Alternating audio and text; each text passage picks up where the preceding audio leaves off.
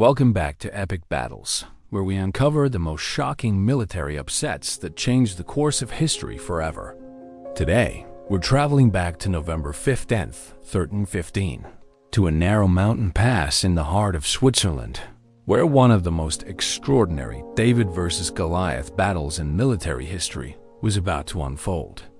Picture this scene: the most powerful military force in Central Europe, 30,000 Austrian knights and soldiers under Duke Leopold I of Habsburg, are marching in perfect formation through the Alpine foothills. These are not just any warriors. These are the cream of European chivalry, encased in the finest plate armor that medieval metallurgy can produce, mounted on destriers bred specifically for war, wielding lances that have shattered enemy lines from Hungary to Italy. Against them stands a ragtag force of barely 7,000 Swiss farmers, shepherds, and mountaineers. They have no noble bloodlines, no formal military training, no heavy armor. Most of them are armed with farm tools that have been hastily converted into weapons of war. By every conventional measure of medieval warfare, this should be a massacre, and everyone knows it. But what the Austrian Duke and his glittering army of knights don't realize is that they're walking straight into the most perfectly executed ambush in medieval military history. Hidden among the trees and rocks of Morgarten Pass, these Swiss peasants are about to unleash a revolutionary new way of warfare that will destroy the myth of knightly invincibility forever. This isn't just the story of one battle. This is the moment when medieval warfare itself began to change. When common foot soldiers proved they could crush the flower of European chivalry, when a new weapon called the halberd rewrote the rules of combat.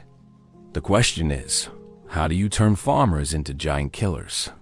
How do you destroy an empire's finest warriors using nothing but determination, ingenuity, and an 8-foot pole weapon that most knights had never even heard of? Get ready to discover how 7,000 Swiss farmers changed military history forever. Chapter 1. The Alpine Fortress. The year is 1315, and deep in the heart of the Swiss Alps, something unprecedented is taking shape. While the great powers of Europe, France, England, and the Holy Roman Empire exhaust themselves in endless wars over crowns and territories, a small collection of mountain valleys is quietly writing a completely different chapter in the story of medieval politics. You have to understand what Switzerland looked like in 1315 to appreciate the magnitude of what is about to happen. This isn't a unified nation as we know it today. Instead, it's a collection of 3 small communities, Uri, Schwyz, and Unterwalden, that have banded together in what they call the Forest Cantons. These are the original Swiss Confederates, and we're about to prove that even the smallest communities can reshape the world when they refuse to kneel to tyranny. The landscape itself is their greatest ally and their harshest master. Imagine valleys so narrow that a few determined men could block entire armies' peaks, so steep that only those born to the mountains can navigate them safely, and weather so unpredictable that it can turn from brilliant sunshine to killing blizzard in the span of an hour. This is not the gentle countryside of France or the rolling plains of Germany. This is nature at its most unforgiving, and it has shaped every aspect of Swiss life. The men who live in these valleys are unlike anything else in medieval Europe. While peasants across the continent bow and scrape before feudal lords, the Swiss have maintained something that has almost disappeared elsewhere: personal freedom. They are not serfs bound to the land, not vassals owing service to distant nobles. They are free farmers, free herders, free craftsmen who have carved out their independence through 2 centuries of back-breaking labor and constant vigilance. The catalyst for what's about to happen can be traced back 24 years, to 1291, when representatives of the 3 forest cantons met in a meadow near Lake Lucerne to sign a document that would change European history. The Federal Charter, as historians now call it, seems modest enough. A mutual defense pact promising that if any outside power attacks one of the cantons, the others will come to its aid. But this document represents something revolutionary in the context of medieval Europe. At a time when political authority flows downward from emperors to kings, to dukes, to counts, to knights, to peasants, the Swiss are creating something that flows upward from the people themselves. They're not asking anyone's permission to govern themselves. They're simply declaring that they will do so, and that they will fight anyone who tries to stop them. The Holy Roman Emperor has granted them charters, confirming their traditional rights and freedoms. But these documents are starting to look like scraps of paper as the Habsburg family consolidates its power across Central Europe. The Habsburgs don't just want to collect taxes from the Swiss valleys. They want to bring them fully under feudal control to make the free farmers into serfs, to transform the independent cantons into just another collection of Habsburg territories. What makes this conflict inevitable is the geography that has shaped Swiss life for centuries. The Alpine passes, particularly the crucial St. Gotthard Pass, represent some of the most valuable real estate in medieval Europe. These are the shortest routes between the wealthy cities of northern Italy and the commercial centers of Germany and the Low Countries. Control the passes, and you control trade worth millions of silver marks annually. The Swiss have grown wealthy serving as guides, guards, and middlemen for the merchants who brave these dangerous mountain routes. They know every hidden trail, every avalanche zone, every place where a small force can stop a large one. Most importantly, they use their profits from the Italian trade to buy the finest weapons and armor they can afford. Not enough to match a great noble's household troops in equipment, but enough to make them far more dangerous than typical peasant levies. The Habsburg strategy for controlling the Swiss makes perfect sense from a feudal perspective. They'll overwhelm the forest cantons with superior numbers and equipment, crush any resistance with the kind of decisive cavalry charges that have won battles from Hastings to Bouvines, and then install reliable noble administrators who will ensure that Swiss wealth flows into Habsburg coffers rather than remaining in Swiss hands. Duke Leopold I, the man who will lead the Habsburg assault, is everything that medieval Europe expects from a great military commander. He's a battle-tested veteran who has led successful campaigns across the Holy Roman Empire. His army represents the finest that Austrian military science can produce. Heavy cavalry, whose lance charges have broken enemy lines throughout Central Europe, professional infantry, equipped with the latest weapons and armor, and siege engineers, capable of reducing any fortification. But what Leopold and his advisors fundamentally misunderstand is that they're not facing typical medieval peasants. The Swiss militias have been preparing for this confrontation for over 2 decades. They've studied the tactics that have made Habsburg armies victorious elsewhere, and they've developed countermeasures specifically designed to neutralize the advantages of heavy cavalry and professional infantry. The weapon that will change everything is already in their hands, though most of the outside world doesn't yet understand its revolutionary potential. The halberd, a 8-foot pole weapon combining the cutting edge of an axe, the piercing point of a spear, and a hook designed to drag riders from their mounts, represents the culmination of 2 centuries of Swiss military innovation. But the halberd is only part of the equation. The Swiss have also perfected something even more important: a new way of thinking about warfare that prioritizes mobility, terrain advantage, and coordinated infantry tactics over the individual heroics that dominate feudal battlefields. They fight as units rather than as individual warriors. They use the landscape as a weapon rather than simply a backdrop. And they show absolutely no respect for the conventions of chivalric warfare that govern conflicts between noble armies. As autumn turns to winter in 1315, both sides are preparing for a confrontation that will determine the future of Swiss independence. Leopold is assembling the largest army that has ever marched into the Alpine valleys, while the Swiss are perfecting the ambush tactics that they hope will allow them to defeat a force many times their size. Neither side fully understands what they're about to unleash. Leopold sees this as a police action to bring rebellious peasants to heel. The Swiss see it as a fight for their very existence as free people. But what they're actually creating is a new chapter in military history, one that will echo through the centuries and fundamentally change how wars are fought. The stage is set for a battle that will destroy one of the most powerful armies in Europe and give birth to a new way of warfare. The Swiss are about to prove that in the right circumstances, with the right weapons and the right tactics, farmers can indeed defeat knights. But first, they have to survive the approach of 30,000 heavily armed enemies who are absolutely convinced of their own invincibility.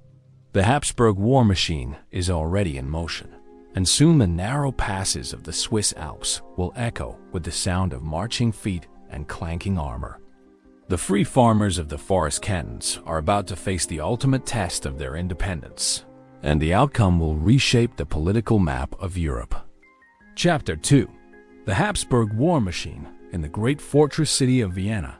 Duke Leopold I of Habsburg stands before a massive map that details every known path through the Swiss Alpine valleys. Around him, the finest military minds of the Holy Roman Empire point to routes, discuss logistics, and calculate the precise amount of force needed to crush what they see as a minor peasant rebellion. What they're planning isn't just a military campaign. It's a demonstration of power designed to remind all of Europe that the Habsburg family has become the dominant force in Central European politics. Leopold himself embodies everything that makes the Habsburg dynasty so formidable. At 35 years old, he's a seasoned commander who has proven his military capabilities in campaigns from Bohemia to the Italian states. His face, weathered by years of campaigning, bears the scars that mark a warrior who leads from the front rather than directing battles from a safe distance. Most importantly, he possesses the kind of supreme confidence that comes from never having experienced a serious military defeat. The army that Leopold is assembling represents the cutting edge of early 14th century military technology and organization. At its core are 2,000 heavy cavalry knights and men-at-arms who have trained for warfare since childhood and whose equipment represents the finest that European metallurgy can produce. Each knight's destrier has been bred specifically for combat, trained to charge into enemy formations and strike with both hooves and the massive weight of horse and rider combined. The armor worn by these knights is a marvel of medieval craftsmanship. Each suit of plate armor is custom fitted to its wearer, designed to deflect lance points and sword blades while still allowing enough mobility for effective combat. The helmets are engineered to protect the head and neck while maintaining clear vision, and the lance points are forged from steel, hard enough to penetrate mail armor at full charge velocity. But the heavy cavalry represents only the tip of the Habsburg spear. Supporting them are 6,000 infantry troops drawn from the professional armies that have made the Holy Roman Empire the dominant military power in Central Europe. These are peasant levies forced into service for a few weeks of campaigning. They career soldiers who understand complex battlefield maneuvers and can execute sophisticated tactical formations under the stress of combat. The crossbowmen in Leopold's army carry weapons that can punch through mail armor at 200 yards, and they've been trained to reload and fire with a speed that can devastate enemy formations before they can close to melee range. The spearmen fight in disciplined ranks that can present an unbroken wall of steel points to cavalry charges, while the swordsmen are equipped with weapons designed specifically for close-quarters combat against armored opponents. What makes this army truly formidable, however, isn't just its equipment or training. It has the tactical doctrine that has evolved from 2 centuries of Habsburg military success. This is combined arms warfare at its medieval best, with each component of the army designed to support and complement the others. The crossbowmen weaken enemy formations with missile fire. The spearmen pin them in place, and the heavy cavalry delivers the crushing blow that breaks enemy resistance. Leopold's confidence in this system is absolute, and for good reason. These same tactics have crushed peasant rebellions from Flanders to Bohemia defeated the armies of rival noble houses throughout the Holy Roman Empire, and established Habsburg dominance over territories stretching from the Alps to the Baltic Sea. There is simply no historical precedent for a force of Swiss mountain farmers successfully resisting this kind of professional military machine.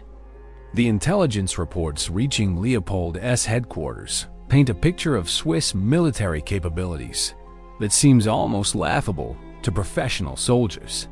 The Swiss militias have no heavy cavalry to speak of. Their infantry lacks standardized equipment and training, and their fortifications are primitive earthworks and wooden palisades that wouldn't delay a serious siege for more than a few days. Most tellingly, the Swiss seem to be relying on weapons that are essentially modified farm tools. While Habsburg forces carry swords forged by master weaponsmiths and armor crafted by the finest artisans in Europe, the Swiss are armed with halberds that are basically long-handled axes, crossbows that are clearly inferior to Habsburg, military models, and a collection of improvised weapons that wouldn't be out of place in a peasant uprising. The strategic situation appears to favor the Habsburgs completely. The Swiss are defending scattered valleys that can be attacked from multiple directions. Their forces are divided among 3 separate cantons that might not coordinate effectively, and they lack the resources for a sustained campaign against a professional army that can afford to maintain siege operations through the winter if necessary. Leopold's campaign plan reflects this apparent Habsburg advantage. Rather than attempting a single massive assault that might allow Swiss forces to concentrate their defenses, he's designed a coordinated offensive that will strike the forest cantons from multiple directions simultaneously. While the main army advances through Morgarten Pass toward Schwyz, secondary forces will attack Unnerwalden from the west and Uri from the north, preventing the Swiss from mutual support. The psychological warfare component of the Habsburg strategy is equally sophisticated. The mere sight of 8,000 heavily armed professionals advancing in perfect formation should be enough to break the morale of amateur militia forces. When Swiss farmers see the glittering armor and forest of lance points that represent the cream of European military might, they should recognize the futility of resistance and surrender before serious fighting begins. But what Leopold and his staff officers do not understand is that they reoperating with intelligence that is not just incomplete, but fundamentally misleading. The Habsburg spies who have been reporting on Swiss military weakness have been observing a people who have deliberately concealed their true capabilities.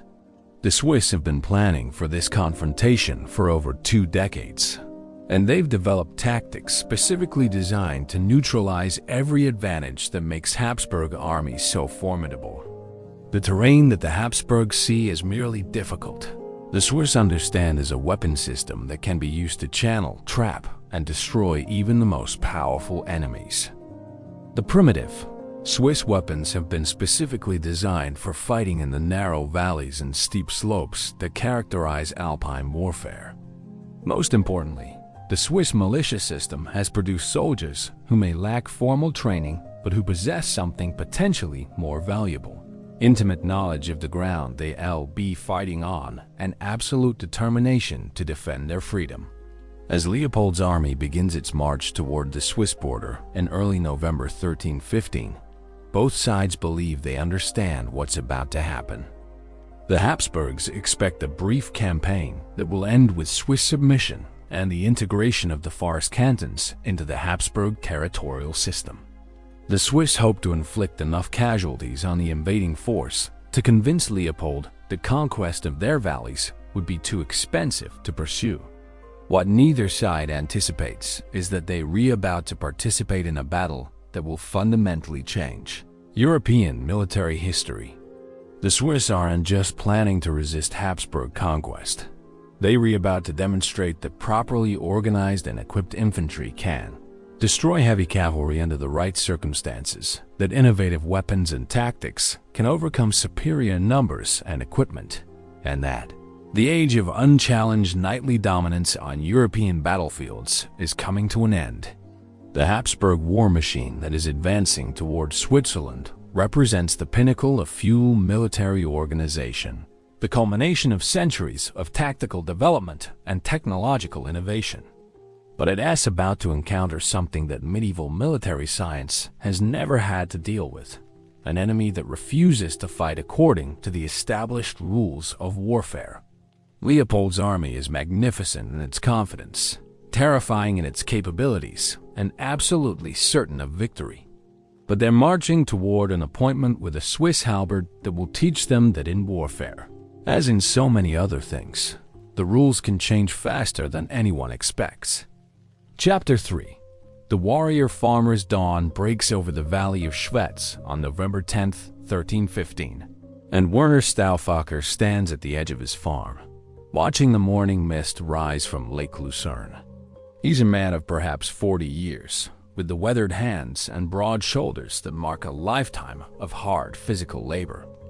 But there is something in his eyes that distinguishes him from a typical farmer, a strategic intelligence that has made him the unofficial military commander of the Swiss resistance.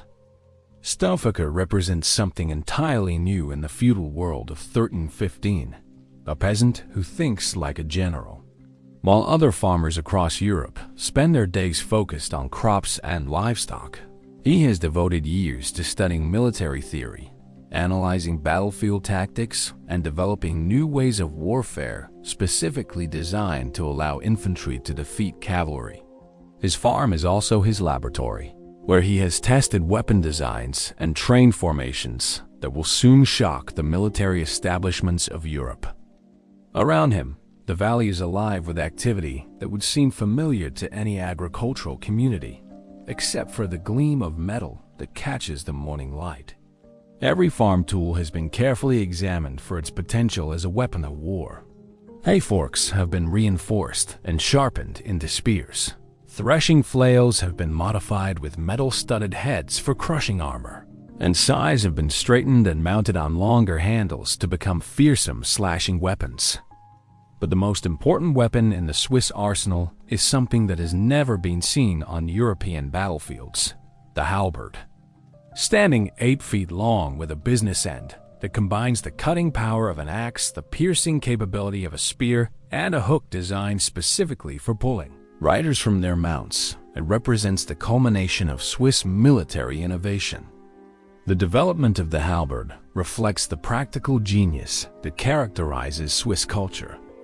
Rather than simply copying weapons used by professional armies, Swiss weaponsmiths have analyzed the specific challenges of Alpine warfare and created tools designed for their unique tactical needs. The halberd's length gives foot soldiers reach comparable to a mounted knight's lance, while its multiple functions make it effective against both cavalry and infantry. The men who will wield these halberds are unlike any military force in medieval Europe.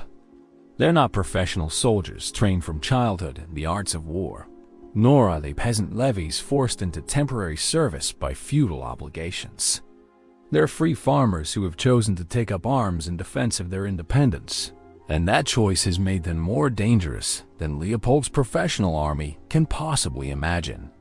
The Swiss military system has evolved from the harsh realities of Alpine life.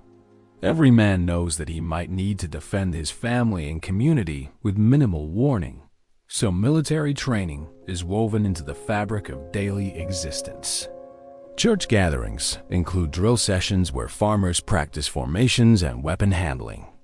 Seasonal festivals feature competitions that test martial skills alongside traditional celebrations.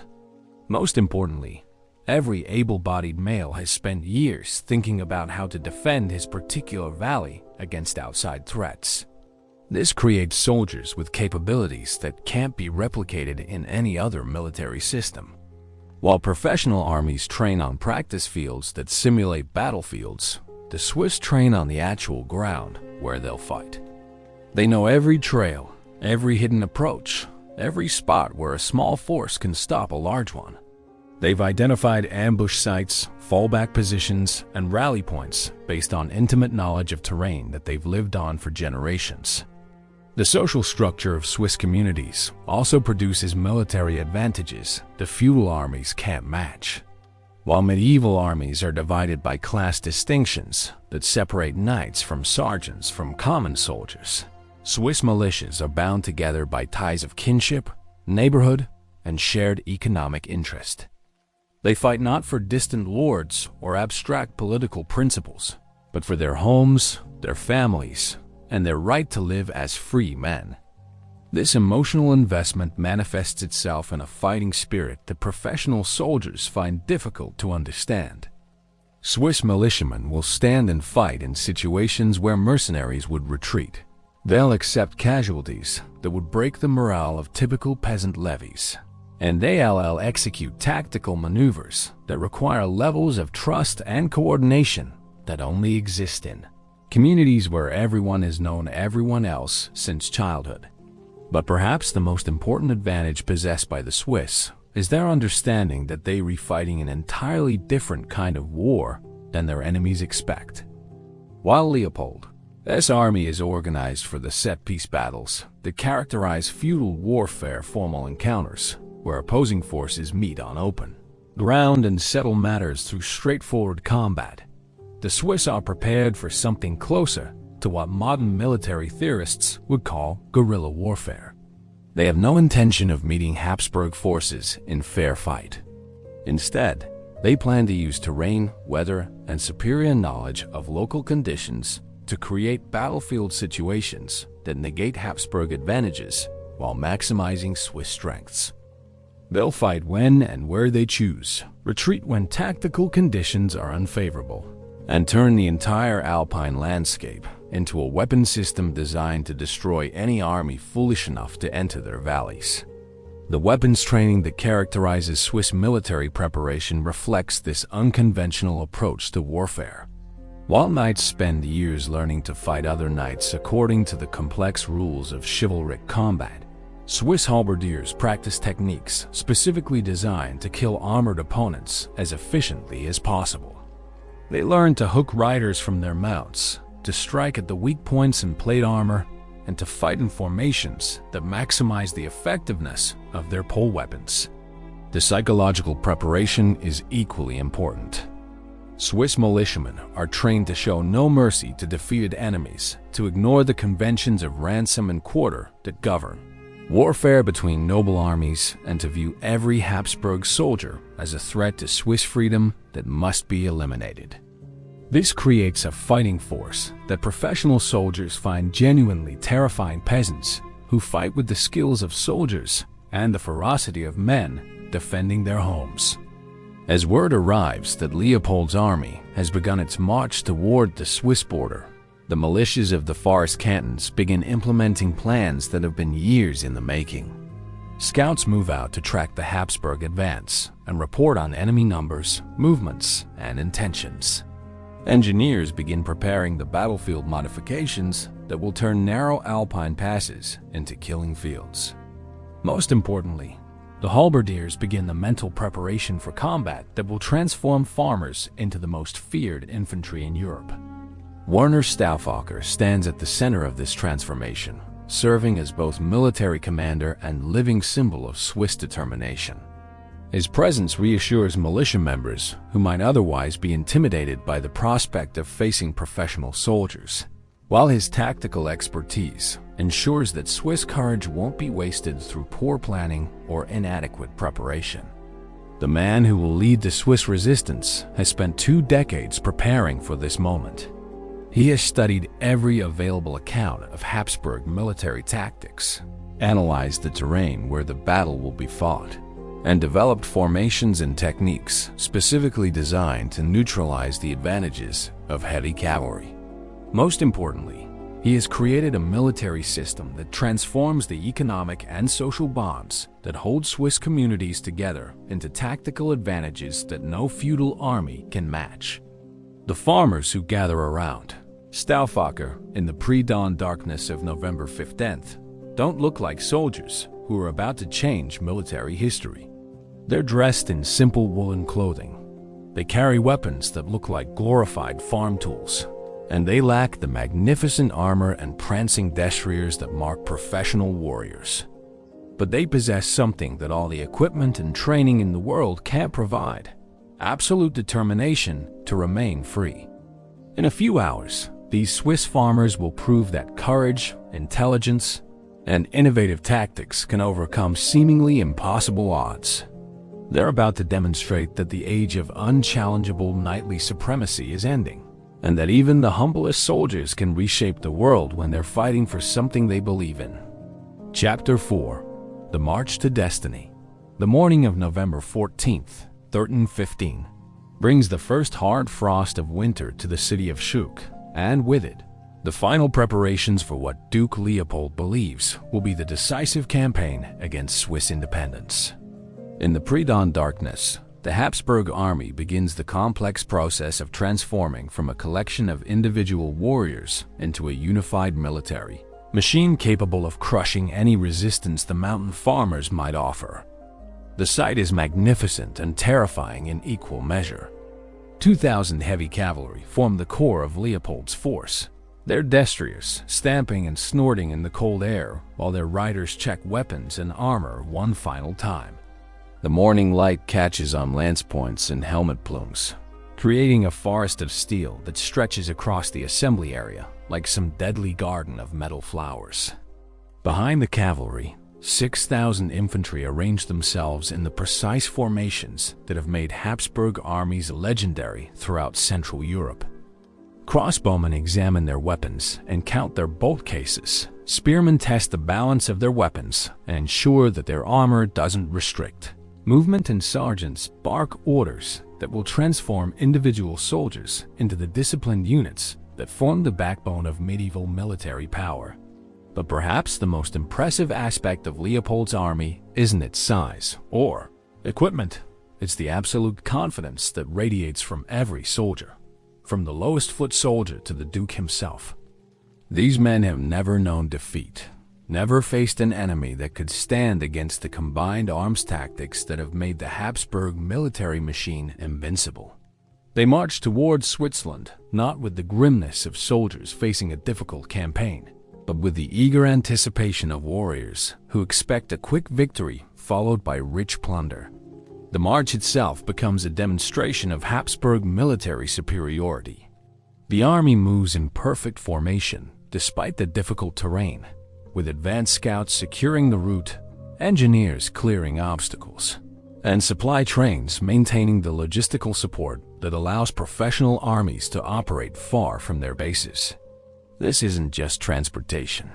It's a carefully choreographed display of power, designed to intimidate any potential enemies who might witness the Habsburg advance.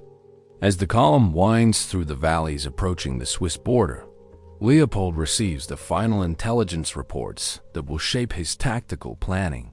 Swiss resistance appears to be fragmenting under the pressure of the approaching Habsburg force.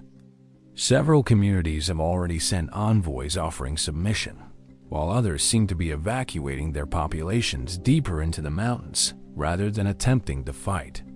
Most encouragingly, there are no signs of coordinated Swiss military preparation. Habsburg scouts report seeing small groups of armed farmers, but nothing resembling the kind of organized resistance that might pose a serious threat to professional soldiers. The Swiss militias appear to be exactly what Leopold expected: amateur forces with limited equipment and no understanding of how to fight against a real army. The route that Leopold has chosen for his assault reflects both his confidence and his understanding of Swiss geography. Rather than attempting to force the heavily defended passes that guard the main approaches to the forest cantons, he's selected what appears to be a more difficult, but ultimately more advantageous path through Morgarten Pass. This route will allow him to approach Schwyz from an unexpected direction while avoiding the prepared fortifications that the Swiss have constructed along more obvious invasion routes. The decision to advance through Morgarten Pass reveals Leopold's belief that this campaign will be decided by superior Habsburg military capabilities rather than tactical maneuvering. He's not particularly concerned about Swiss attempts at ambush or guerrilla warfare because he doesn't believe that amateur soldiers can pose a serious threat to professional troops regardless of the terrain advantages they might possess. What Leopold doesn't realize is that his march toward Morgarten Pass is progressing exactly according to Swiss plans. Every step his army takes is being observed by hidden scouts who report back to Werner Stauffacher and the other Swiss commanders. Every decision Leopold makes, his route selection, his marching formation, his apparent confidence in quick victory, confirms Swiss intelligence assessments about Habsburg tactical thinking. The Swiss have been preparing for this specific confrontation for over 2 decades, and they've developed their plans based on careful study of Habsburg military methods. They know that Leopold will rely on the superior equipment and training that have made his army successful in previous campaigns, and they've designed their defensive strategy specifically to neutralize these advantages. As Leopold's forces begin the final approach to Morgarten Pass, they enter terrain that seems tailor-made for the kind of decisive cavalry charge that forms the centerpiece of Habsburg tactical doctrine. The pass appears to offer sufficient width for cavalry deployment, adequate visibility for command and control, and reasonable footing for the destriers that carry the heavy cavalry. But the Swiss have spent months modifying this apparently suitable terrain to create the perfect killing field for their unconventional weapons and tactics. Hidden behind the tree line that borders the pass, work parties have been constructing obstacles, preparing ambush positions, and stockpiling the rocks and logs that will soon rain down on the advancing Habsburg column. The genius of the Swiss defensive plan lies in its integration of natural terrain features with man-made modifications that are invisible to casual observation. What appears to be a natural mountain pass has been transformed into a carefully engineered trap that will channel the Habsburg, advance into predetermined killing zones while preventing the kind of cavalry maneuvers that form the foundation of Leopold's tactical system. As November 15th dawns clear and cold, both armies complete their final preparations for what they believe will be a brief and decisive encounter. Leopold's forces begin the march through Morgarten Pass with the confidence of professional soldiers who have never met their match, while the Swiss militia members take their positions in ambush sites that have been selected and prepared through months of careful planning.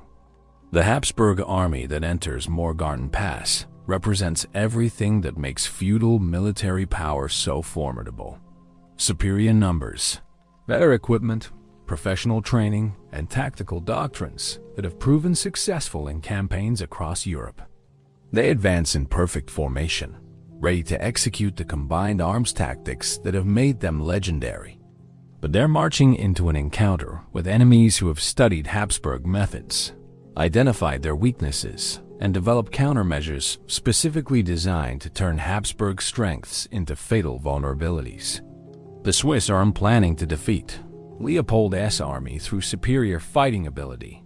They were planning to destroy it through superior preparation and tactical innovation. The stage is set for a battle that will demonstrate the power of unconventional warfare against conventional military thinking. In a few hours, the narrow confines of Morgarten Pass will witness a tactical revolution that reshapes European military history and proves that even the most powerful armies are vulnerable to enemies who refuse to fight according to established rules. Leopold's magnificent war machine is about to encounter the Swiss halberd, and medieval warfare will never be the same. The march to destiny is almost complete, and both sides are about to discover that sometimes the greatest victories come not from superior strength, but from superior thinking about how strength can be applied. The Habsburg army advances toward its appointment with history, confident in its invincibility and eager for the victory that will confirm its dominance over the Swiss Alps. But waiting for them in the shadows of Morgarten Pass are 7,000 farmers who are about to prove that when free men fight for their freedom, they can accomplish things that professional soldiers consider impossible. Chapter 5. The Perfect Trap. As the first rays of November sunlight pierce through the Alpine mist on the morning of the 15th Morgarten Pass reveals itself to be one of nature's most perfect amphitheaters for the kind of warfare that the Swiss have been planning. Steep, forested slopes rise sharply on the eastern side of the pass, while the western edge drops away toward the dark waters of Lake Jerry.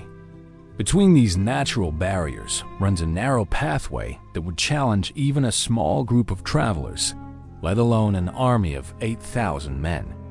The genius of the Swiss defensive plan becomes apparent only when you understand how Werner Stauffacher and his fellow commanders have analyzed this terrain. What appears to be simply difficult ground for an advancing army has been transformed into an elaborate killing machine that will channel, trap, and destroy the most powerful military force in Central Europe. The modifications that the Swiss have made to Morgarten Pass are so subtle that they are invisible to anyone who hasn't spent months studying the terrain. A few fallen trees that seem to have been toppled by recent storms have actually been positioned to create choke points that will force the Habsburg column to compress into even tighter formations.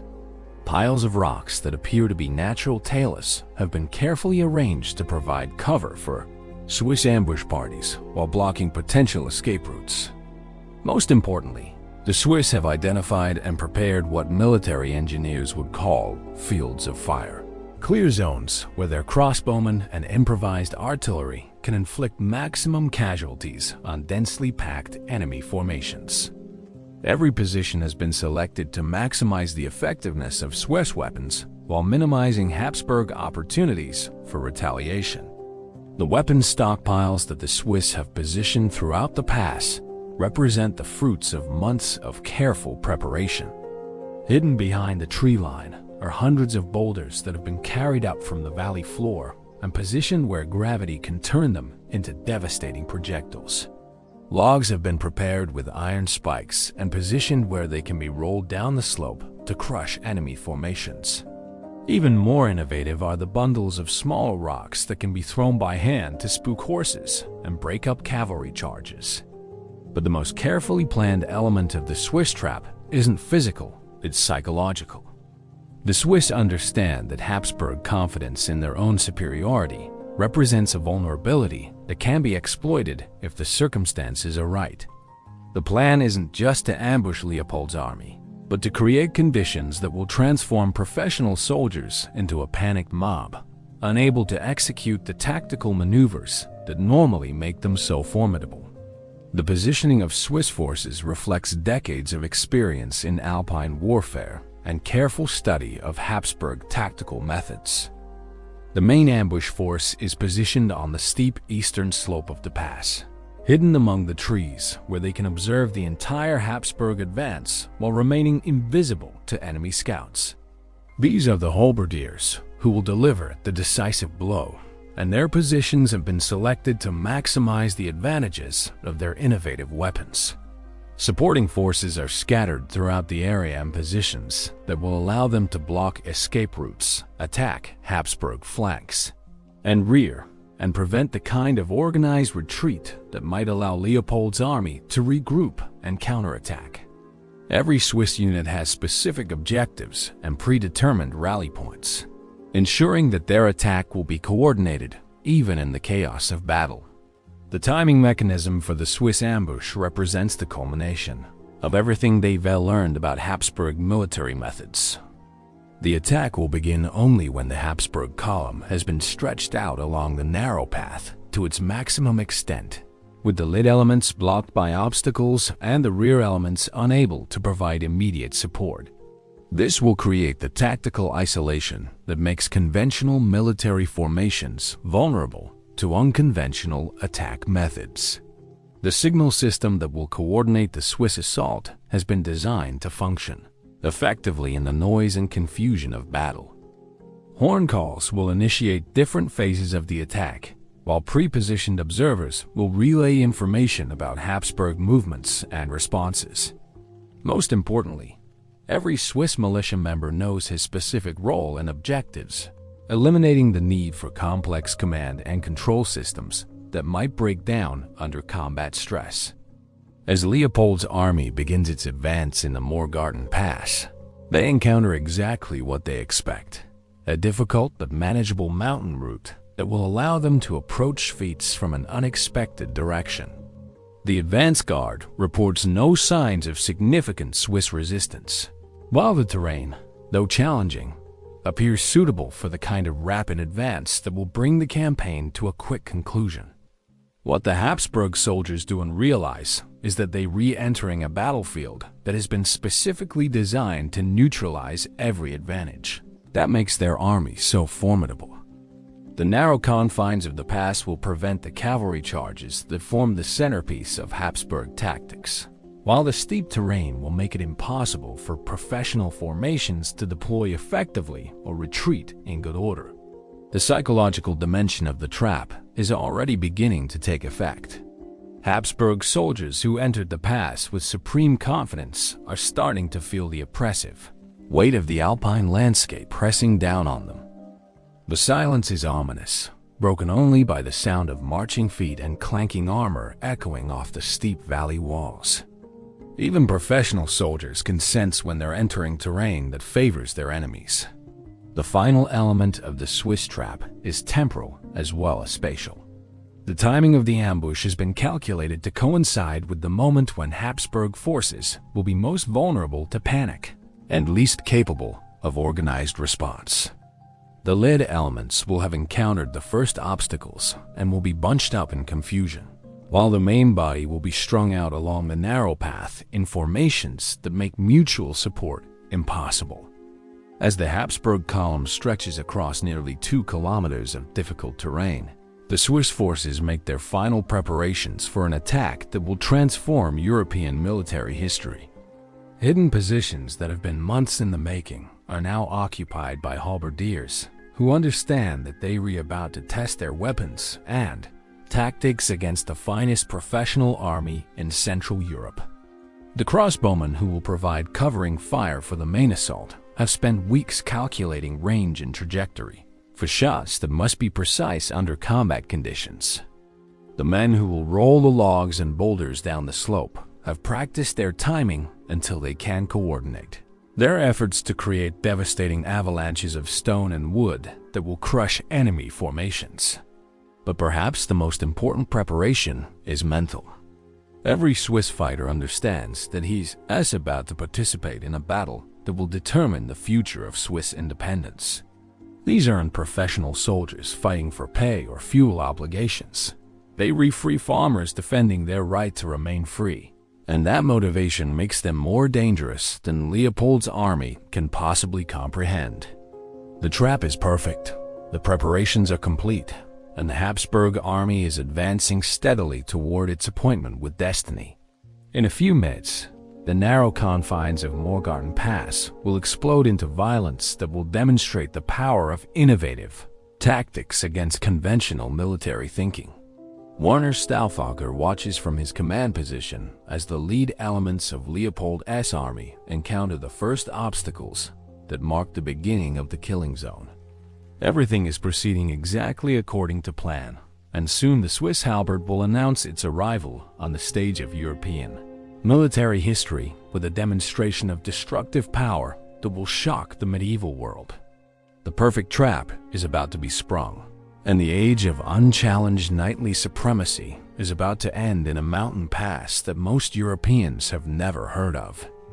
The Swiss are ready, the Habsburgs are vulnerable, and history is waiting to be rewritten by a handful of farmers armed with 8-foot pole weapons and absolute determination to remain free.